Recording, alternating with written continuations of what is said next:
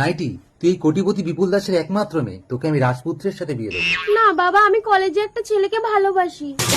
বাবু, আপনাদের পায়খানা পরিষ্কার করে দিয়েছি। নাইটি, যা তো মা, ওকে 100 টাকাটা দিয়ে আয় তো।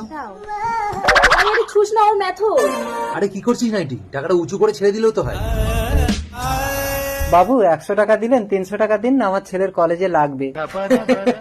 শুনছো, ম্যাথরের ছেলে আবার কলেজে পড়ে, আর 1 টাকাও হবে না, যা এখান থেকে। এই ঘটে, এখানে একটু জল দিয়ে ধুয়ে দিস তো। নাইটি, তুই যে ছেলেটাকে ভালোবাসিস তাদের অবস্থা কেমন? জানি না বাবা। এক্ষুনি ছেলেটাকে আসতে বলতো। ঠিক আছে। নাইটি, সত্যি তোমার বাবা ডেকেছে আমাকে? আমি এক্ষুনি আসছি। প্রশ্ন, আজ 300 টাকা আয় করতে পারিনি, 100 টাকা হয়েছে। ঠিক আছে বাবা, আমি আসছি। বাবা, প্রশ্ন, তোমার বাবা কি করেন? আমার বাবা লোকের বাড়ি বাড়ি গিয়ে পায়খানা পরিষ্কার করে। পায়খানা পরিষ্কার করাবে, পায়খানা। আমার ছেলেকে কে মারলো? প্রশ্ন, কথা বল খোকা। তুই কি পচে তোর?